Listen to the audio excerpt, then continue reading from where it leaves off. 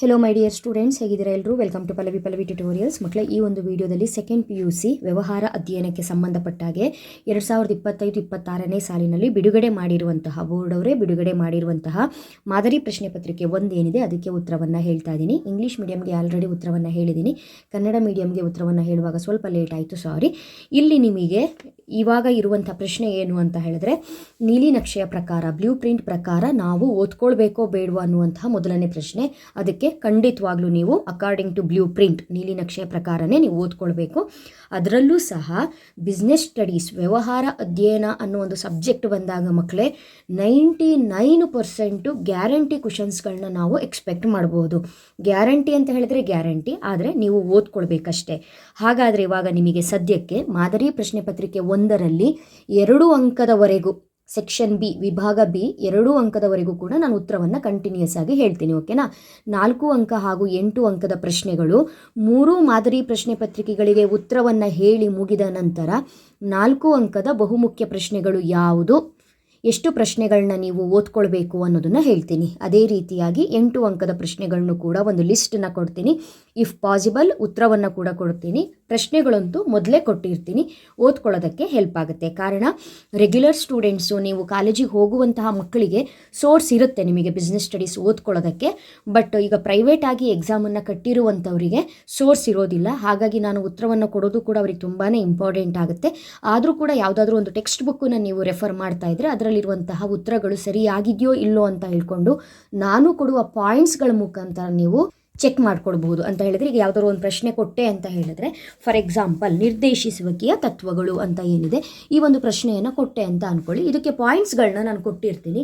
ನೀವು ಓದ್ತಾ ಇರುವಂಥ ಬುಕ್ಕಲ್ಲಿ ಆ ಪಾಯಿಂಟ್ಸ್ಗಳಿದೆಯಾ ಅಂತ ನೋಡ್ಕೊಳ್ಳಿ. ಇಲ್ಲ ಅಂತ ಹೇಳಿದ್ರೆ ನೀವು ನಾನು ಹೇಳ್ತಾ ಇರುವಂಥ ಪಾಯಿಂಟ್ಸ್ಗಳನ್ನೇ ನೋಡ್ಕೊಳ್ಬೇಕಾಗತ್ತೆ. ಮೇಯ್ನ್ ಆಗಿ ಆ ಪಾಯಿಂಟ್ಸ್ಗಳೇ ಕವರ್ ಆಗುತ್ತೆ, ಓಕೆ ಅಲ್ವಾ? ಹಾಗಾದರೆ ಇನ್ನು ಕಂಟಿನ್ಯೂಯಸ್ ಆಗಿ ನಿಮ್ಮ ವ್ಯವಹಾರ ಅಧ್ಯಯನಕ್ಕೆ ಸಂಬಂಧಪಟ್ಟಂತೆ ಬರುವಂತಹ ವೀಡಿಯೋಸ್ಗಳು ನಿಮಗೆ ಗೊತ್ತಾಗಬೇಕು, ನಾನು ಅಪ್ಲೋಡ್ ಮಾಡಿದ ತಕ್ಷಣ ನಿಮಗೆ ನೋಟಿಫಿಕೇಷನ್ ಬರಬೇಕು ಅಂತ ಹೇಳಿದ್ರೆ ಜಸ್ಟ್ ಸಿಂಪಲ್ ನಮ್ಮ ಚಾನಲ್ ಪಲ್ಲವಿ ಟ್ಯುಟೋರಿಯಲ್ಸ್ನ ಸಬ್ಸ್ಕ್ರೈಬ್ ಮಾಡಿಕೊಂಡು ಆಲ್ ಬಟನ್ನ ಕ್ಲಿಕ್ ಮಾಡ್ಕೊಂಡ್ರಾಯ್ತು. ವಿಡಿಯೋ ಅಪ್ಲೋಡ್ ಆಗಿದ ತಕ್ಷಣ ನಿಮಗೆ ನೋಟಿಫಿಕೇಷನ್ ಬರುತ್ತೆ ಮಕ್ಕಳು, ಓಕೆನಾ? ಹಾಗಾದರೆ ಈ ಹಿಂದೆನೇ ನಿಮಗೆ ಗೊತ್ತಿರೋ ಹಾಗೆ ನಿಮ್ಮ ಮಾದರಿ ಪ್ರಶ್ನೆ ಪತ್ರಿಕೆ ಯಾವ ಪ್ಯಾಟ್ರನ್ನಲ್ಲಿ ಇದೆಯೋ, ಯಾವ ಮಾದರಿಯಲ್ಲಿದೆಯೋ ಅದೇ ಮಾದರಿಯಲ್ಲೇ ನಿಮಗೆ ವಾರ್ಷಿಕ ಪರೀಕ್ಷೆಯ ಪ್ರಶ್ನೆ ಪತ್ರಿಕೆಯೂ ಕೂಡ ಇರುತ್ತೆ. ಯಾವ ಮಾದರಿಯಲ್ಲಿ ಮೊದಲ 5 ಪ್ರಶ್ನೆಗಳು ಬಹು ಆಯ್ಕೆ ಪ್ರಶ್ನೆಗಳು, ನೆಕ್ಸ್ಟು 5 ಪ್ರಶ್ನೆಗಳು ಹೊಂದಿಸಿ ಬಿಟ್ಟ ಸ್ಥಳ ತುಂಬಿ, ನೆಕ್ಸ್ಟು ಹೊಂದಿಸಿ ಬರೆಯಿರಿ, 1 ಅಂಕ, 2 ಅಂಕ, 4 ಅಂಕ ಹಾಗೂ 8 ಅಂಕದ ಪ್ರಶ್ನೆಗಳನ್ನ ಕೇಳುವಂಥದ್ದು. 5 ಬಹು ಆಯ್ಕೆ ಇರುತ್ತೆ, 5 ಬಿಟ್ಟ ಸ್ಥಳ ಇರುತ್ತೆ, 5 ಹೊಂದಿಸಿ ಬರೆಯಿರಿ ಇರುತ್ತೆ. ಗೊತ್ತಿದೆ ಅಲ್ವಾ ನಿಮಗೆ? ಹಾಗಾದರೆ ಇವಾಗ ವ್ಯವಹಾರ ಅಧ್ಯಯನದಲ್ಲಿ 11 ಅಧ್ಯಾಯಗಳು ಇದೆ. ಆ 11 ಅಧ್ಯಾಯಗಳಲ್ಲಿ ಕೇವಲ 5 ಪ್ರಶ್ನೆಗಳು ಮಾತ್ರ ಬಹು ಆಯ್ಕೆಗೆ ಕೇಳುವಂಥದ್ದು. ಹಾಗಾದರೆ ನಾವು ಯಾವ ಅಧ್ಯಾಯದ ಬಹು ಆಯ್ಕೆ ಪ್ರಶ್ನೆಗಳನ್ನು ನೋಡ್ಕೊಳ್ಬೇಕು, ಯಾವ ಅಧ್ಯಾಯದಲ್ಲಿ ಬಿಟ್ಟ ಸ್ಥಳ ಪ್ರಶ್ನೆಗಳನ್ನ ನೋಡ್ಕೊಳ್ಬೇಕು, ಅಥವಾ ಯಾವ ಅಧ್ಯಾಯದಲ್ಲಿ ಹೊಂದಿಸಿ ಬರೆಯಿರಿ, ಯಾವ ಅಧ್ಯಾಯದ ಮೇಲೆ 2 ಅಂಕದ ಪ್ರಶ್ನೆ, ಯಾವ ಅಧ್ಯಾಯದಲ್ಲಿ 4 ಅಂಕ, 8 ಅಂಕ, ಇದೆಲ್ಲವೂ ಕೂಡ ನಿಮಗೆ ಡೀಟೇಲ್ ಆಗಿ ಗೊತ್ತಾಗಬೇಕು ಅಂತ ಹೇಳಿದ್ರೆ ಕಂಟಿನ್ಯೂಸ್ ಆಗಿ ನೀವು ವೀಡಿಯೋಸ್ಗಳನ್ನ ವಾಚ್ ಮಾಡಬೇಕು. ಒಂದು ವಿಡಿಯೋನ ಸ್ಕಿಪ್ ಮಾಡಿದ್ರೂ ಕೂಡ ನಾನು ಕೊಡುವಂತಹ ಇಂಪಾರ್ಟೆಂಟ್ ಇನ್ಫಾರ್ಮೇಷನ್ ನಿಮಗೆ ಮಿಸ್ ಆಗಬಹುದು, ಓಕೆ ಅಲ್ವಾ? ಹಾಗಾದರೆ ವಿಡಿಯೋನ ಸ್ಟಾರ್ಟ್ ಮಾಡೋಣ. ಇಲ್ಲಿ ಬಹು ಆಯ್ಕೆ ಪ್ರಶ್ನೆಗಳು 5 ಏನು ಕೇಳಿದ್ದಾರೆ ಅದು ಯಾವ ಯಾವ ಅಧ್ಯಾಯದಲ್ಲಿ ಕೇಳಿದ್ದಾರೆ ಅನ್ನೋದನ್ನು ನಾನಿಲ್ಲಿ ಸೈಡಲ್ಲೇ ಬರೆದಿರ್ತೀನಿ. ಸೊ ಆ ಅಧ್ಯಾಯದಿಂದನೇ ಇನ್ನುಳಿದ ಪ್ರಶ್ನೆಗಳನ್ನ ನೀವು ಓದ್ಕೊಂಡ್ರೆ 5ಕ್ಕೆ 5 ಬಹು ಆಯ್ಕೆಯಲ್ಲಿ ನೀವು ಅಂಕಗಳನ್ನು ಪಡೆದುಕೊಳ್ಳಬಹುದು. ಹಾಗಾದರೆ ಮೊದಲನೇ ಪ್ರಶ್ನೆ ಮೊದಲನೇ ಅಧ್ಯಾಯದಿಂದ ಕೇಳಿರುವಂಥದ್ದು. ನಿಮ್ಮ ಹತ್ರ ಏನಾದರೂ ಯಾವ 11 ಅಧ್ಯಾಯಗಳು ಅನ್ನೋದ್ರ ಬಗ್ಗೆ ನಿಮಗೆ ಗೊತ್ತಿಲ್ಲ ಅಂತ ಹೇಳಿದ್ರೆ ಇಲ್ಲೇ ಪಾಸ್ ಮಾಡಿ ಬರ್ಕೊಳ್ಳಿ. ಇದಿಷ್ಟು ಕೂಡ ಈ ವರ್ಷ ನೀವು ಓದ್ಕೊಳ್ಳುವಂತಹ ಅಧ್ಯಾಯಗಳಾಗಿರುತ್ತೆ. ನಿರ್ವಹಣೆ ಸ್ವರೂಪ ಮತ್ತು ಮಹತ್ವ ಮೊದಲನೇ ಅಧ್ಯಾಯ, 2ನೇದು ನಿರ್ವಹಣೆ ತತ್ವಗಳು, 3 ವ್ಯವಹಾರ ಪರಿಸರ, 4 ಯೋಜಿಸುವಿಕೆ, 5 ಸಂಘಟಿಸುವಿಕೆ, 6 ಸಿಬ್ಬಂದಿ ನಿರ್ವಹಣೆ, 7 ನಿರ್ದೇಶಿಸುವಿಕೆ, 8 ನಿಯಂತ್ರಿಸುವಿಕೆ, 9 ಹಣಕಾಸಿನ ನಿರ್ವಹಣೆ, 10 ಮಾರಾಟ ಪ್ರಕ್ರಿಯೆ, 11 ಗ್ರಾಹಕ ರಕ್ಷಣೆ. ಇದಿಷ್ಟು ಈ ವರ್ಷದ ನಿಮ್ಮ ಅಧ್ಯಾಯಗಳು, ಓಕೆ? ಸೊ ಮೊದಲನೇ ಅಧ್ಯಾಯದಲ್ಲಿ ಕೇಳಿರುವಂತಹ ಪ್ರಶ್ನೆ ಏನು ಅಂತ ಹೇಳಿದ್ರೆ, ಈ ಕೆಳಗಿನವುಗಳಲ್ಲಿ ಯಾವುದು ನಿರ್ವಹಣೆಯ ಕಾರ್ಯವಲ್ಲ. ಸ್ವಲ್ಪ ಬ್ಲರ್ ಬಂದಿದೆ, ಬಟ್ ನಾವು ಓದ್ತೀನಿ, ಕರೆಕ್ಟಾಗಿ ಕೇಳಿಸ್ಕೊಳ್ಳಿ. ಈ ಕೆಳಗಿನವುಗಳಲ್ಲಿ ಯಾವುದು ನಿರ್ವಹಣೆಯ ಕಾರ್ಯವಲ್ಲ ಅಂತ ಕೇಳಿದರೆ ನಿಮಗೆ ಆಲ್ರೆಡಿ ಗೊತ್ತಿರೋ ಹಾಗೆ ನಿರ್ವಹಣೆಯ ಕಾರ್ಯಗಳು ಅನ್ನುವಂತಹ ಒಂದು ಪ್ರಶ್ನೆ ಏನಿದೆ ಇದು 8 ಅಂಕದ ಬಹುಮುಖ್ಯ ಪ್ರಶ್ನೆಯಾಗಿರುತ್ತೆ. ಈ ನಿರ್ವಹಣೆಯ ಕಾರ್ಯಗಳಲ್ಲಿ ಮೊದಲನೇದಾಗಿ ಯೋಜಿಸುವಿಕೆ ಬರುತ್ತೆ, ಎರಡನೇದು ಸಂಘಟಿಸುವಿಕೆ ಬರುತ್ತೆ, ಮೂರನೇದು ಸಿಬ್ಬಂದಿ ನೇಮಕಾತಿ ಬರುತ್ತೆ, ನಾಲ್ಕನೇದು ನಿರ್ದೇಶಿಸುವಿಕೆ ಬರುತ್ತೆ, ಐದನೇದು ನಿಯಂತ್ರಿಸುವಿಕೆ ಬರುತ್ತೆ. ಕರೆಕ್ಟ್ ಅಲ್ವಾ? ಸೊ ಇಷ್ಟು ಒಂದು ಕಾರ್ಯಗಳಲ್ಲಿ ಅವ್ರು ಕೊಟ್ಟಿರುವಂತಹ ಕಾರ್ಯಗಳು ಯಾವ್ದ್ಯಾವ್ದಿದೆ? ಯೋಜಿಸುವಿಕೆ ಇದೆ, ಸಿಬ್ಬಂದಿ ನಿರ್ವಹಣೆ ಇದೆ, ನಿಯಂತ್ರಿಸುವಿಕೆ ಇದೆ. ಹಾಗಾದರೆ ಸಹಕಾರ ಅನ್ನೋದು ನಿರ್ವಹಣೆಯ ಕಾರ್ಯ ಅಲ್ಲ. ಇಲ್ಲಿ ಕ್ವಶನ್ ಏನು ಕೇಳಿದ್ದಾರೆ? ಇಲ್ಲಿ 4 ಆಪ್ಷನ್ಸ್ ಕೊಟ್ಟಿದ್ದೀವಲ್ಲ, ಇದರಲ್ಲಿ ಯಾವುದು ನಿರ್ವಹಣೆಯ ಕಾರ್ಯ ಆಗೋದಿಲ್ಲ ಕೇಳಿದ್ದಾರೆ. ಸಹಕಾರ ಸರಿಯಾದ ಉತ್ತರ. 2ನೇ ಅಧ್ಯಾಯಕ್ಕೆ ಸಂಬಂಧಪಟ್ಟಾಗೆ ಇಲ್ಲಿ ನಿಮಗೆ ಹೆನ್ರಿ ಫಯಾಲ್ ಬಗ್ಗೆ ಕೇಳಿದ್ದಾರೆ. 2ನೇ ಅಧ್ಯಾಯದಲ್ಲಿ ಬಹುಮುಖ್ಯವಾಗಿ ನಾವು ಓದ್ಕೊಳ್ಬೇಕಾಗಿರೋದು ಒಂದು ಸಾಮಾನ್ಯ ತತ್ವಗಳು, ಇನ್ನೊಂದು ವೈಜ್ಞಾನಿಕ ತತ್ವಗಳು. ಎರಡೂ ಕೂಡ ತುಂಬಾನೇ ಇಂಪಾರ್ಟೆಂಟು. ಸಾಮಾನ್ಯ ತತ್ವಗಳಲ್ಲಿ ಫಯಾಲ್ ರವರು ಕೊಟ್ಟಿರುವಂತಹ 14 ತತ್ವಗಳನ್ನು ಓದ್ತೀವಿ. ವೈಜ್ಞಾನಿಕ ತತ್ವಗಳಲ್ಲಿ ಟೇಲರ್ ಅವರು ಕೊಟ್ಟಿರುವಂತಹ 5 ತತ್ವಗಳನ್ನು ಓದ್ತೀವಿ. ಅದ್ರ ಜೊತೆಗೆ ಫಯಾಲ್ ರವರು ಸಾಮಾನ್ಯ ತತ್ವ ಏನಿದೆ, ಸಾಮಾನ್ಯ ನಿರ್ವಹಣೆಯ ತತ್ವಗಳು ಏನಿದೆ, ಅದರ ಪಿತಾಮಹ ಅಂತ ಕೂಡ ಕರೆಸ್ಕೊಳ್ತಾರೆ. ಹಾಗಾಗಿ ಇಲ್ಲಿ ಕೇಳಿರುವಂಥ ಪ್ರಶ್ನೆ ಏನು? ಹೆನ್ರಿ ಫಯಾಲ್ ರವರು ಏನಾಗಿದ್ರು?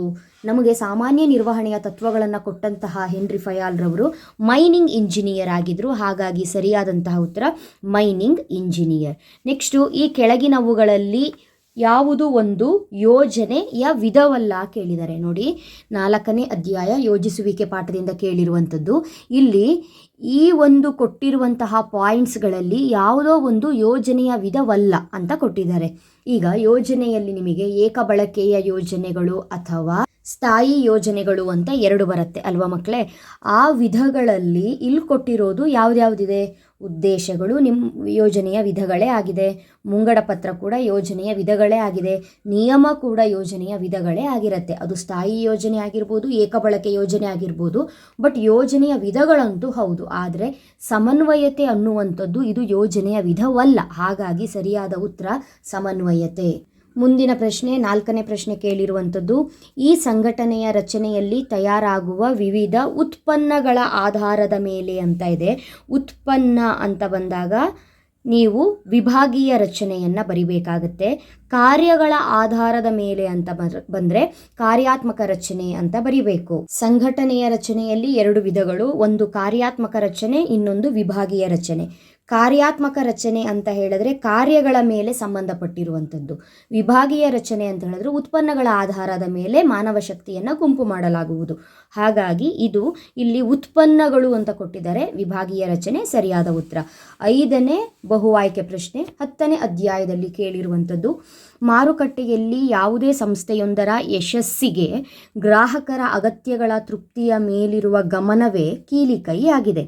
ಇದು ಯಾವ ಮಾರಾಟ ಪ್ರಕ್ರಿಯೆ ನಿರ್ವಹಣೆಯ ಸಿದ್ಧಾಂತ ಎಂಬುದನ್ನು ಸೂಚಿಸುತ್ತದೆ? ನೋಡಿ, ಮಾರಾಟ ಪ್ರಕ್ರಿಯೆಯ ಸಿದ್ಧಾಂತಗಳು ಏನಿದೆ, ಇದು 4 ಅಂಕದ ಬಹುಮುಖ್ಯ ಪ್ರಶ್ನೆ. ಕರೆಕ್ಟಾಗಿ ನೆನ್ಪಿಟ್ಕೊಳ್ಳಿ, ಓದುವಾಗ ಈ ಕಾನ್ಸೆಪ್ಟನ್ನು ಓದ್ಕೊಳ್ಳಿ. ಮಾರಾಟ ಪ್ರಕ್ರಿಯೆಯ ಸಿದ್ಧಾಂತದಲ್ಲಿ ಉತ್ಪಾದನಾ ಪರಿಕಲ್ಪನೆನೂ ಬರುತ್ತೆ, ಉತ್ಪನ್ನ ಪರಿಕಲ್ಪನೆ ಬರುತ್ತೆ, ಮಾರಾಟ ಪ್ರಕ್ರಿಯೆ ಪರಿಕಲ್ಪನೆ ಬರುತ್ತೆ, ಮಾರುವಿಕೆ ಪರಿಕಲ್ಪನೆ ಬರುತ್ತೆ, ಎಲ್ಲವೂ ಕೂಡ ಬರುತ್ತೆ. ಕ್ವಶನ್ನ ನಿಮಗೆ ಸಿದ್ಧಾಂತ ಅಂತ ಕೂಡ ಕೇಳಬಹುದು, ಅಥವಾ ಮಾರಾಟ ಪ್ರಕ್ರಿಯೆಯ ಪರಿಕಲ್ಪನೆಗಳನ್ನು ಬರೆಯಿರಿ ಅಂತ ಕೂಡ ಕೇಳಬಹುದು. ಆದರೆ ಯಾವ್ಯಾವ ಪರಿಕಲ್ಪನೆ ಯಾವ ವಿಷಯದ ಬಗ್ಗೆ ಹೇಳುತ್ತೆ ಅನ್ನೋದು ನೀವು ಓದ್ಕೊಂಡಿರಬೇಕು. ಇಲ್ಲಿ ಗ್ರಾಹಕರ ಅಗತ್ಯಗಳ ತೃಪ್ತಿಯ ಮೇಲಿರುವ ಗಮನವೇ ಕೀಲಿಕೈಯಾಗಿದೆ ಅಂತ ಹೇಳಿದ್ರೆ, ಗ್ರಾಹಕರಿಗೆ ಸಂಬಂಧಪಟ್ಟಿದ್ದು ವಸ್ತುವನ್ನು ಒಬ್ಬರಿಗೆ ನಾವು ಮಾರಾಟ ಮಾಡುವಂತಹ ಪ್ರಕ್ರಿಯೆಗೆ ಸಂಬಂಧಪಟ್ಟಿರುವಂಥದ್ದು. ಹಾಗಾಗಿ ಇಲ್ಲಿ ಮಾರಾಟ ಪ್ರಕ್ರಿಯೆ ಪರಿಕಲ್ಪನೆ ಏನಾಗುತ್ತೆ? ಸರಿಯಾದಂತಹ ಉತ್ತರ. ನೆಕ್ಸ್ಟು ಬಿಟ್ಟ ಸ್ಥಳ ಪ್ರಶ್ನೆಗಳು. 5 ಪ್ರಶ್ನೆಗಳನ್ನ ಕೇಳ್ತಾರೆ, ಬ್ರಾಕೆಟಲ್ಲಿ ಉತ್ತರವನ್ನು ಕೊಟ್ಟಿರ್ತಾರೆ. ಸರಿಯಾದ ಉತ್ತರವನ್ನು ನೀವು ಆರಿಸಿ ಕರೆಕ್ಟಾಗಿ ನೋಡಿ ಆ ಡ್ಯಾಶನ್ನು ಫಿಲಪ್ ಮಾಡಬೇಕು. ಒಂದ್ಸಲ ನೀವು ಓದಿಲ್ಲ ಅಂತ ಹೇಳಿದ್ರು ಕೂಡ ಉತ್ತರವನ್ನು ಬರಿಬಹುದು. ಆದರೆ ಪ್ರಶ್ನೆಯನ್ನು ಸರಿಯಾಗಿ ಓದ್ಕೊಂಡಿದ್ದೆ ಆದರೆ ಉತ್ತರವನ್ನು ನೀವು ಆ ಪಾಯಿಂಟನ್ನು ಓದ್ಕೊಂಡಿಲ್ಲ ಅಂತ ಹೇಳಿದ್ರು ಬರಬಹುದು. ಇಲ್ಲಿ ಯಾವ್ಯಾವ ಅಧ್ಯಾಯದ ಮೇಲೆ ಬಿಟ್ಟ ಸ್ಥಳ ಪ್ರಶ್ನೆಗಳನ್ನ ಕೇಳಿದ್ದಾರೆ ಅನ್ನೋದನ್ನ ಇಲ್ಲಿ ಮೆನ್ಷನ್ ಮಾಡಿದ್ದೀನಿ, ಕಾಣಿಸ್ತಾ ಇದೆ ಅಲ್ವಾ? ಮೊದಲನೇ ಪ್ರಶ್ನೆ, ಡ್ಯಾಶ್ ತತ್ವವು ಪ್ರತಿಯೊಂದಕ್ಕೂ ಒಂದು ಸ್ಥಳವಿರಬೇಕು ಮತ್ತು ಪ್ರತಿಯೊಂದು ಅದರ ಸ್ಥಳದಲ್ಲಿಯೇ ಇರಬೇಕು ಎಂದು ಪ್ರತಿಪಾದಿಸುತ್ತದೆ ಅಂತ ಕೇಳಿದ್ದಾರೆ. ಇನ್ನೊಂದು ಮಾಡೆಲ್ ಪೇಪರಲ್ಲಿ ಏನು ಕೇಳಿದ್ದಾರೆ ಅಂತ ಹೇಳಿದ್ರೆ, ಕ್ರಮ ಎಂದರೇನು ಎಂಬುವಂತಹ ಪ್ರಶ್ನೆಯನ್ನೇ ಕೇಳಿದ್ದಾರೆ 2 ಅಂಕಕ್ಕೆ. ಕ್ರಮ ಎಂದರೇನು, ಆರ್ಡರ್ ಅಂತ ಹೇಳಿದ್ರೆ ಏನು ಅಂತ ಕೇಳಿದ್ದಾರೆ. ಅಂದರೆ ಈ ಕಾನ್ಸೆಪ್ಟ್ ಇಂಪಾರ್ಟೆಂಟ್ ಅಂತ ಆಯಿತು. ಕ್ರಮ ಅಂತ ಹೇಳಿದ್ರೆ ಮಕ್ಕಳೇ ಫೇಯಾಲ್ ರವರು ನಮಗೆ 14 ತತ್ವಗಳನ್ನು ಕೊಟ್ಟಿದ್ದಾರಲ್ವಾ? ಆ 14 ತತ್ವಗಳಲ್ಲಿ ಕ್ರಮ ಅನ್ನೋದು ಕೂಡ ಒಂದು ಸಾಮಾನ್ಯ ತತ್ವ. ಈ ಕ್ರಮ ಅನ್ನೋದು ಏನು ಹೇಳುತ್ತೆ ಗೊತ್ತಾ? ಪ್ರತಿಯೊಂದು ವಸ್ತು ಕೂಡ ತನ್ನದೇ ನಿರ್ದಿಷ್ಟ ಸ್ಥಳದಲ್ಲೇ ಇರಬೇಕು. ಪ್ರತಿಯೊಂದು ವಸ್ತುವಿಗೂ ಕೂಡ ಅದರ ಸ್ವಂತ ಸ್ಥಳ ಇರಬೇಕು. ಯಾಕಂತ ಹೇಳಿದ್ರೆ ಅಲ್ಲಿ ದಕ್ಷತೆಯಿಂದ ಕೆಲಸವನ್ನು ಮಾಡೋದಕ್ಕೆ ಸಾಧ್ಯ ಅನ್ನುವಂತಹ ಒಂದು ಮಾತನ್ನು ಹೇಳಬಹುದು. ಹಾಗಾಗಿ ಕ್ರಮ ಅನ್ನೋದು ಸರಿಯಾದ ಉತ್ತರ. ಎರಡನೇದು ಡ್ಯಾಶನ್ನು ಒಂದು ಬಾರಿ ಕೈಗೊಳ್ಳುವ ಚಟುವಟಿಕೆಗೆ ಅಭಿವೃದ್ಧಿಪಡಿಸಲಾಗಿದೆ ಅಂತ ಇದೆ. ಇದು 4ನೇ ಅಧ್ಯಾಯ ಯೋಜಿಸುವಿಕೆ ಅಧ್ಯಾಯಕ್ಕೆ ಸಂಬಂಧಪಟ್ಟಿದ್ದು. ಈಗ ನೀವು ಯೋಜನೆಯಲ್ಲಿ 2 ಬಗೆಯ ಯೋಜನೆಯನ್ನು ನೋಡಿರ್ತೀರಿ. ಒಂದು ಏಕಬಳಕೆ ಯೋಜನೆ, ಇನ್ನೊಂದು ಸ್ಥಾಯಿ ಯೋಜನೆ. ಏಕಬಳಕೆ ಯೋಜನೆ ಅಂತ ಹೇಳಿದ್ರೆ ಒಂದು ಸಲ ನೀವು ಪ್ಲ್ಯಾನ್ ಮಾಡಿದ್ರೆ ಅಥವಾ ಒಂದು ಸಲ ನೀವು ಯೋಜನೆಯನ್ನು ಹಾಕ್ಕೊಂಡ್ರೆ ಅದನ್ನು ಇಂಪ್ಲಿಮೆಂಟ್ ಮಾಡೋದ್ರ ಮೇಲೆ ಮುಗೀತು. ಮತ್ತು ಆ ಪ್ಲ್ಯಾನನ್ನು ಇನ್ನೊಂದು ಸಲ ಯೂಸ್ ಮಾಡೋಕ್ಕೆ ಬರಲ್ಲ. ಆ ಯೋಜನೆಯನ್ನು ಇನ್ನೊಂದು ಸಲ ಉಪಯೋಗ ಮಾಡೋಕ್ಕೆ ಬರಲ್ಲ. ಈಗ ನೀವೆಲ್ಲರೂ ಹೋಗಬೇಕು, ಟ್ರಿಪ್ ಪ್ಲ್ಯಾನ್ ಮಾಡ್ತೀರಿ, ಹೋಗಿ ಬರ್ತೀರಿ. ಮತ್ತು ಅದೇ ಪ್ಲ್ಯಾನನ್ನು ಇನ್ನೊಂದು ಸಲ ನೀವು ಉಪಯೋಗ ಮಾಡೋಕ್ಕಾಗಲ್ಲ. ಕಾರಣ ಏನು ಯೋಜನೆಯನ್ನು ಹಾಕ್ಕೊಂಡಿರ್ತೀರಿ ಅದು ಆಲ್ರೆಡಿ ಮುಗಿದೋಗ್ಬಿಟ್ಟಿದೆ. ಹಾಗಾಗಿ ಏಕಬಳಕೆ ಯೋಜನೆ ಅಂತ ಹೇಳಿದ್ರೆ ಒಮ್ಮೆ ಮಾತ್ರ ಅದನ್ನು ನಾವು ಏನು ಮಾಡ್ಬೋದು, ಅಭಿವೃದ್ಧಿ ಮಾಡ್ಕೊಳ್ಬಹುದು ಅಥವಾ ಅಭಿವೃದ್ಧಿ ಪಡಿಸ್ಬಹುದು, ಅದನ್ನು ಯೂಸ್ ಮಾಡ್ಕೊಳ್ಬಹುದು, ಆ ಚಟುವಟಿಕೆಯನ್ನು ಕೈಗೊಳ್ಳಬಹುದು ಅಂತ ಆಗುತ್ತೆ. ಹಾಗಾದರೆ ಇಲ್ಲಿ ಸರಿಯಾದಂತಹ ಉತ್ತರ ಏನು ಅಂತ ಹೇಳಿದ್ರೆ ಏಕಬಳಕೆ ಯೋಜನೆ. ಒಂದು ಸಾರಿ ಉಪಯೋಗಿಸುವಂತಹ ಅಥವಾ ಒಮ್ಮೆ ಮಾತ್ರ ನಾವು ಯೋಜನೆಗೆ ತರುವಂತಹ ಒಂದು ಚಟುವಟಿಕೆ ಆಗಿರುತ್ತೆ. ಏಕಬಳಕೆ ಯೋಜನೆ ಸರಿಯಾದ ಉತ್ತರ. ನೆಕ್ಸ್ಟು ತರಬೇತಿ ಪಡೆಯುವವರನ್ನು ಒಂದು ಇಲಾಖೆಯಿಂದ ಇನ್ನೊಂದು ಇಲಾಖೆಗೆ ಬದಲಾಯಿಸುವುದನ್ನು ನಾವೇನಂತ ಕರಿತೀವಿ? ತರಬೇತಿ ಪಡೆಯುವುದರಲ್ಲಿ 2 ರೀತಿಯ ವಿಧಾನ ಇದೆ. On the job, of the job ಅಂತ ಕರಿತೀವಿ. ಆದರೆ ಇಲ್ಲ ಅವ್ರೇನು ಹೇಳಿದ್ದಾರೆ ಅಂತ ಹೇಳಿದ್ರೆ ತರಬೇತಿ ಪಡೀತಾ ಇರೋರನ್ನ ನಾವು ಒಂದು ಇಲಾಖೆಯಿಂದ, ಒಂದು ಡಿಪಾರ್ಟ್ಮೆಂಟಿಂದ ಇನ್ನೊಂದು ಡಿಪಾರ್ಟ್ಮೆಂಟಿಗೆ ಬದಲಾಯಿಸ್ತಾ ಇದ್ದೀವಿ ಅಂತ ಹೇಳಿದ್ರೆ ಅದನ್ನು ಏನಂತ ಕರಿತೀವಿ ಅಂತ ಹೇಳಿದ್ರೆ ಕಾರ್ಯ ಆವರ್ತನ ಅಂತ ಕರಿತೀವಿ. ಓಕೆನಾ? ನೆಕ್ಸ್ಟು ವ್ಯವಹಾರದ ಚಟುವಟಿಕೆಗಳನ್ನು ನಡೆಸಲು ಬೇಕಾಗಿರುವಂತಹ ಹಣವನ್ನು ನಾವು ಸಾಮಾನ್ಯವಾಗಿ ಹಣಕಾಸು ಹಣ ಅಂತಲೇ ಕರಿತೀವಿ. ಆದರೆ ನಾವು ಯಾವ ಹಣವನ್ನು ವ್ಯವಹಾರಕ್ಕಾಗಿ ಉಪಯೋಗಿಸ್ತೀವೋ ಅಥವಾ ವ್ಯವಹಾರದ ಚಟುವಟಿಕೆಗಳಿಗಾಗಿಯೇ ಮೀಸಲಿಡ್ತೀವೋ ಅದನ್ನು ನಾವು ವ್ಯವಹಾರದ ಹಣಕಾಸು ಅಂತಲೇ ಕರಿತೀವಿ. ಓಕೆನಾ? ನೆಕ್ಸ್ಟು ನಮೂದಿತ ಬೆಲೆಗಿಂತ, ಅಂದರೆ ಆಲ್ರೆಡಿ ಒಂದು ವಸ್ತುವಿನ ಬೆಲೆ 10 ರೂಪಾಯಿ ಇದೆ, ಆ ನಮೂದಿತ ಬೆಲೆಗಿಂತ ಕಡಿಮೆ ಬೆಲೆಗೆ ನೀವು ಉತ್ಪನ್ನ ಅಂದರೆ 8 ರೂಪಾಯಿ ಕೊಟ್ಟೆ. 10 ರೂಪಾಯಿ ಇರುವಂಥ ಪೆನ್ನು ನಾನು ನಿಮಗೆ 8 ರೂಪಾಯಿ ಕೊಟ್ಟೆ. ನಮೂದಿತ ಬೆಲೆ ಎಷ್ಟು? 10. ಅದು ಕಡಿಮೆ ಬೆಲೆ ಅಂತ ಹೇಳಿದ್ರೆ 8 ರೂಪಾಯಿ ಕೊಟ್ಟೆ. ಇದನ್ನು ನಾವೇನಂತ ಹೇಳ್ತೀವಿ? ಸೋಡಿ ನೀಡುವುದು, ಡಿಸ್ಕೌಂಟ್ ಅಂತ ಹೇಳ್ತೀವಿ. ಸೋಡಿ ನೀಡುವುದು.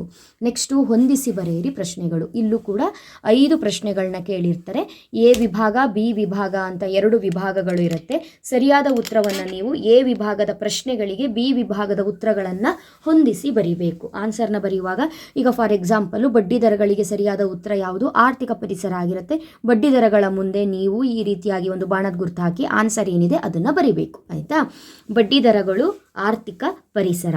ಉತ್ತರದಾಯಿತ್ವ, ಅಂತಿಮ ಫಲಿತಾಂಶಕ್ಕೆ ಉತ್ತರ ಹೇಳುವುದು.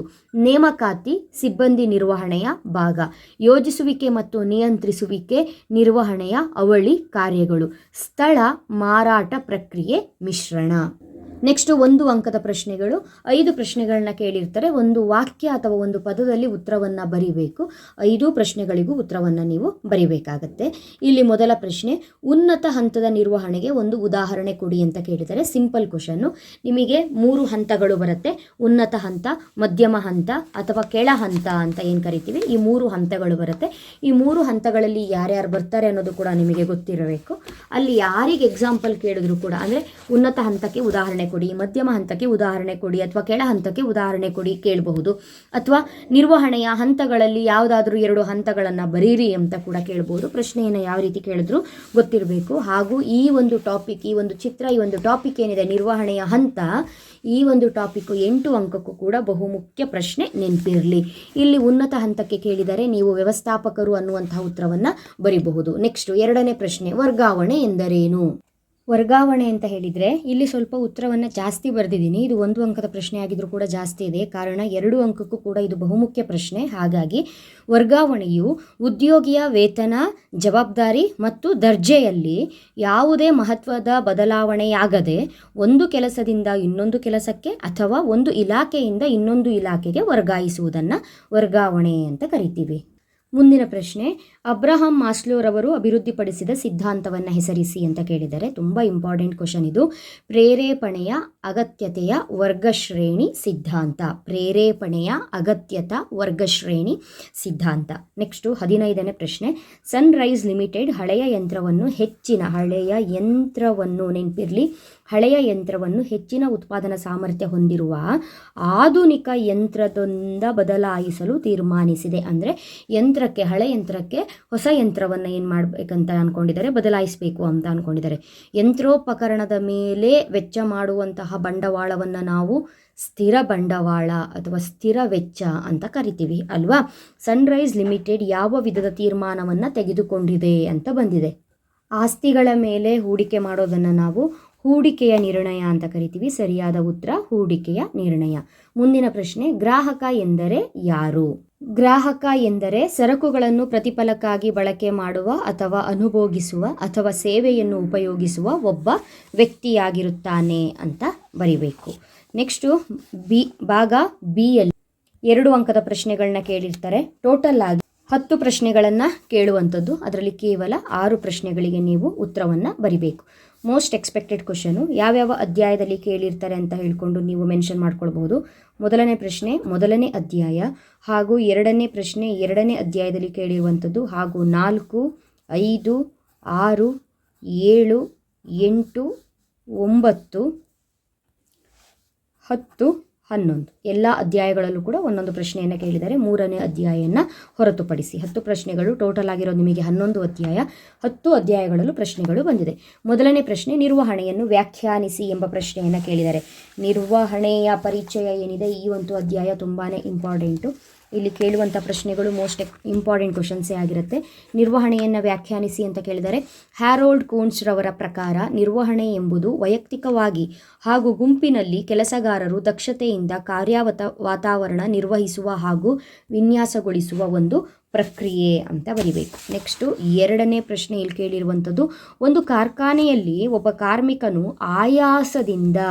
ಆಯಾಸದಿಂದ ದೀರ್ಘ ರಜೆ ಪಡೆದಿರುತ್ತಾರೆ ಮತ್ತು ಕಡಿಮೆ ಉತ್ಪಾದನೆ ಹೊಂದಿರುತ್ತಾರೆ.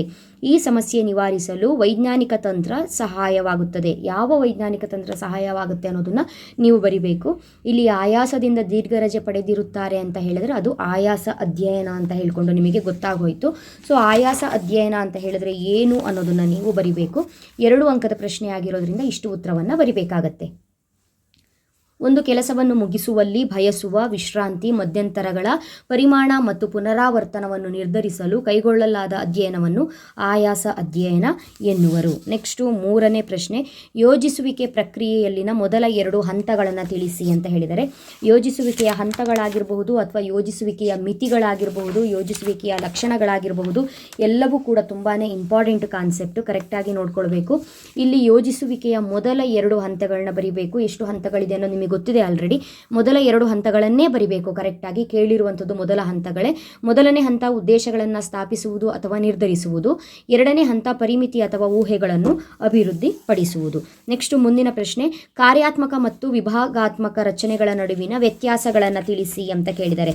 ಕಾರ್ಯಾತ್ಮಕ ಮತ್ತು ವಿಭಾಗಾತ್ಮಕ ಅಂತ ಹೇಳ್ಕೊಂಡು ರಚನೆ ಅಂತ ಹೇಳ್ಕೊಂಡು 2 ಡಿವಿಷನ್ನ ಫಸ್ಟು ಮಾಡ್ಕೊಳ್ಳಿ. 2 ಅಂಕದ ಪ್ರಶ್ನೆ ಆಗಿರೋದ್ರಿಂದ 2 ವ್ಯತ್ಯಾಸವನ್ನು ಬರಿಬೇಕು. ಕಾರ್ಯಾತ್ಮಕ ರಚನೆಯ ಸ್ಥಾಪನೆಯು ಕಾರ್ಯಗಳ ಮೇಲೆ ಆಧರಿಸಿದೆ. ವಿಭಾಗೀಯ ರಚನೆಯ ಸ್ಥಾಪನೆಯು ಉತ್ಪನ್ನಗಳ ಮೇಲೆ ಆಧರಿಸಿದೆ. ಕಾರ್ಯಾತ್ಮಕ ರಚನೆಯಲ್ಲಿ ಕಾರ್ಯಾತ್ಮಕ ವೈಶಿಷ್ಟ್ಯತೆ ಕಂಡುಬರುತ್ತದೆ. ವಿಭಾಗೀಯ ರಚನೆಯಲ್ಲಿ ಉತ್ಪನ್ನದ ವೈಶಿಷ್ಟ್ಯತೆ ಕಂಡುಬರುತ್ತದೆ. ಮುಂದಿನ ಪ್ರಶ್ನೆ, ನೇಮಕಾತಿಯ 2 ಆಂತರಿಕ ಮೂಲಗಳನ್ನು ತಿಳಿಸಿ ಅಂತ ಹೇಳಿದ್ದಾರೆ. ನೇಮಕಾತಿಯಲ್ಲಿ 2 ಮೂಲಗಳು ಬರುತ್ತೆ. ಒಂದು ಆಂತರಿಕ ಮೂಲ, ಇನ್ನೊಂದು ಬಾಹ್ಯ ಮೂಲ. ಆಂತರಿಕ ಮೂಲದಲ್ಲಿ ಬರೋದು 2 ಪಾಯಿಂಟು, ಬಾಹ್ಯ ಮೂಲದಲ್ಲಿ 8 ಪಾಯಿಂಟ್ ಬರುತ್ತೆ. ಕರೆಕ್ಟಾಗಿ ಆ ಚಾರ್ಟ್ ನೆನ್ಪಿಟ್ಕೊಳ್ಳಿ. ಇಲ್ಲಿ ಆಂತರಿಕ ಮೂಲಗಳನ್ನು ಕೇಳಿರೋದ್ರಿಂದ ವರ್ಗಾವಣೆ, ಬಡ್ತಿಗಳು ಅಂತ ಬರಿಬಹುದು. ಮುಂದಿನ ಪ್ರಶ್ನೆ, ನಾಯಕತ್ವ ಎಂದರೇನು ಅಂತ 7ನೇ ಅಧ್ಯಾಯದಲ್ಲಿ ಕೇಳಿರುವಂತಹ ಪ್ರಶ್ನೆ. ನಾಯಕತ್ವ ಎಂದರೆ ಜನರು ತಮ್ಮ ಸಂಘಟನಾತ್ಮಕ ಗುರಿಗಳನ್ನು ಸಾಧಿಸಲು ಸ್ವಯಂ ಇಚ್ಛೆಯಿಂದ ಪರಿಶ್ರಮ ಪಡುವಂತೆ ಅವರ ವರ್ತನೆಗಳ ಮೇಲೆ ಪ್ರಭಾವ ಬೀರುವ ಪ್ರಕ್ರಿಯೆಯಾಗಿದೆ. ನೆಕ್ಸ್ಟು, ನಿಯಂತ್ರಿಸುವಿಕೆಯ ಯಾವುದಾದರೂ 2 ಪ್ರಾಮುಖ್ಯತೆಗಳನ್ನು ತಿಳಿಸಿ ಅಂತ ಕೇಳಿದ್ದಾರೆ. ನಿಯಂತ್ರಿಸುವಿಕೆ ಅನ್ನುವಂಥ ಕಾನ್ಸೆಪ್ಟು ತುಂಬಾ ಇಂಪಾರ್ಟೆಂಟು. ನಿಯಂತ್ರಿಸುವಿಕೆಯಲ್ಲಿ ಹಂತಗಳು ಬರುತ್ತೆ, ಆ ಹಂತಗಳನ್ನ ಕೂಡ ನೋಡ್ಕೊಳ್ಬೇಕು. ಹಾಗೂ ನಿಯಂತ್ರಿಸುವಿಕೆಯ ಮಿತಿಗಳು ಕೂಡ ಇದೆ, ಅದನ್ನು ಕೂಡ ನೋಡ್ಕೊಳ್ಬೇಕು, ತುಂಬಾ ಇಂಪಾರ್ಟೆಂಟು. ಅದರ ಜೊತೆಗೆ ಪ್ರಾಮುಖ್ಯತೆ. ನಿಯಂತ್ರಿಸುವಿಕೆಯ ಪ್ರಾಮುಖ್ಯತೆಗಳಲ್ಲಿ ಯಾವುದಾದ್ರೂ 2 ಪಾಯಿಂಟನ್ನು ಬರೆದ್ರೆ ಸಾಕು. ಸಂಘಟನಾತ್ಮಕ ಗುರಿಗಳನ್ನು ಸಾಧಿಸುವುದು, ಶಿಷ್ಟಗಳ ನಿಖರತೆಯನ್ನು ನಿರ್ಣಯಿಸುವುದು, ಸಂಪನ್ಮೂಲಗಳನ್ನು ಸಮರ್ಥಕವಾಗಿ ಬಳಸುವುದು, ಉದ್ಯೋಗ ಪ್ರೇರೇಪಣೆಯನ್ನು ಉತ್ತಮಗೊಳಿಸುವುದು. ಸೊ ಇದು 2 ಪಾಯಿಂಟನ್ನು ಬರೀರಿ ಇದಿಷ್ಟರಲ್ಲಿ. ನೆಕ್ಸ್ಟು ಮುಂದಿನ ಪ್ರಶ್ನೆ, ಈಕ್ವಿಟಿ ಮೇಲಿನ ವ್ಯಾಪಾರದ ಅರ್ಥವನ್ನು ಬರೆಯಿರಿ. ಈಕ್ವಿಟಿ ಮೇಲಿನ ವ್ಯಾಪಾರ ಎಂದರೆ ಬಡ್ಡಿಯಂತಹ ಸ್ಥಿರ ಹಣಕಾಸಿನ ವೆಚ್ಚಗಳ ಉಪಸ್ಥಿತಿಯಿಂದ ಸಾಮಾನ್ಯ ಷೇರುದಾರರು ಗಳಿಸುವ ಲಾಭವನ್ನು ಹೆಚ್ಚಿಸುವುದಾಗಿದೆ. ಮುಂದಿನ ಪ್ರಶ್ನೆ, ಕೈಗಾರಿಕಾ ಉತ್ಪನ್ನ ಎಂದರೇನು, ಉದಾಹರಣೆ ಕೊಡಿ ಅಂತ ಹೇಳಿದ್ದಾರೆ. ನೀವು ಉತ್ಪನ್ನದ ಅರ್ಥವನ್ನು ಬರೆದು ಉದಾಹರಣೆ ಕೂಡ ಕೊಟ್ಟರೆ ಮಾತ್ರ 2 ಅಂಕ. ಉತ್ತರ, ಇತರ ಉತ್ಪನ್ನಗಳನ್ನು ಉತ್ಪಾದಿಸುವುದರಲ್ಲಿ ಬಳಸುವ ವಸ್ತುಗಳೇ ಕೈಗಾರಿಕಾ ಉತ್ಪನ್ನಗಳು. ಉದಾಹರಣೆ ಕೊಡಿ ಅಂತ ಕೇಳಿದರೆ ಕಚ್ಚಾ ವಸ್ತುಗಳು ಮತ್ತು ಯಂತ್ರಗಳು ಅಂತ ಬರೀಬಹುದು. ಕೊನೆಯ ಪ್ರಶ್ನೆ, ಉತ್ಪಾದಕರು ಹಾಗೂ ಸೇವಾ ಪೂರೈಕೆದಾರರು ಗ್ರಾಹಕರನ್ನು ಶೋಷಿಸುತ್ತಿರುವ ಯಾವುದಾದರೂ 2 ನ್ಯಾಯೋಚಿತವಲ್ಲದ ಪದ್ಧತಿಯನ್ನು ತಿಳಿಸಿ ಅಂತ ಕೇಳಿದ್ದಾರೆ. ಇದಕ್ಕೆ ನೀವು ಯಾವುದಾದ್ರೂ 2 ಪಾಯಿಂಟನ್ನು ಬರೀಬಹುದು. ಅಂತ ಹೇಳಿದ್ರೆ ಗ್ರಾಹಕರಿಗೆ ವಂಚನೆ ಮಾಡ್ತಾ ಇರುವಂತಹ ಪದ್ಧತಿ, ಕಲಬೆರಕೆ ಮಾಡ್ತಾ ಇದ್ದಾರೆ, ಕಾಳಸಂತೆ ಮಾರಾಟ, ಅಕ್ರಮ ಸಂಗ್ರಹಣೆ, ಈ 2 ಪಾಯಿಂಟನ್ನು ಬರೀರಿ. ಇದು ನ್ಯಾಯವಾಗಿರದಂತಹ ನ್ಯಾಯೋಚಿತವಲ್ಲದ ಪದ್ಧತಿ ಯಾವುದು, ಗ್ರಾಹಕರನ್ನು ಶೋಷಣೆ ಮಾಡ್ತಾ ಇರುವಂಥವರು ಯಾರು, ಉತ್ಪಾದಕರು ಮತ್ತು ಪೂರೈಕೆದಾರರು. ತುಂಬ ಇಂಪಾರ್ಟೆಂಟ್ ಕ್ವಶನು. ನೆಕ್ಸ್ಟು ಭಾಗ ಸಿಗೆ ಬಂದಾಗ ಕೇಳಿರುವಂತಹ ಬಹುಮುಖ್ಯ ಪ್ರಶ್ನೆಗಳು ಆಲ್ರೆಡಿ ಕ್ವಶನ್ ಪೇಪರ್ನ ನೀವು ಡೌನ್ಲೋಡ್ ಮಾಡಿ ಇಟ್ಕೊಂಡಿರ್ತೀರಿ. ಹಾಗಾಗಿ ಅಲ್ಲಿ 4 ಅಂಕದ ಪ್ರಶ್ನೆಗಳನ್ನ ಏನು ಕೇಳಿದ್ದಾರೆ ಅನ್ನೋದನ್ನ ಒಂದ್ಸಲ ಗಮನ ಕೊಡಿ. ಹಾಗೂ 8 ಅಂಕದ ಪ್ರಶ್ನೆಗಳು ಯಾವುದು ವಿಭಾಗ ಡಿ ಯಲ್ಲಿ ಅನ್ನೋದ್ರ ಬಗ್ಗೆ ಕೂಡ ಗಮನ ಇರಲಿ. ಮುಂದೆ ಮಾದರಿ ಪ್ರಶ್ನೆ ಪತ್ರಿಕೆ 2 ಮತ್ತು 3ಕ್ಕೆ ಉತ್ತರವನ್ನು ಹೇಳಿದ ನಂತರ ನಿಮಗೆ 4 ಹಾಗೂ 8 ಅಂಕದ ಪ್ರಶ್ನೆಗಳಿಗೆ ಉತ್ತರ ಕೊಡ್ತೀನಿ. ಓಕೆ ಅಲ್ವಾ ಮಕ್ಕಳೇ? ಅಲ್ಲಿವರೆಗೂ ಚೆನ್ನಾಗಿ ಓದ್ಕೊಳ್ಳಿ. Thank you. All the best.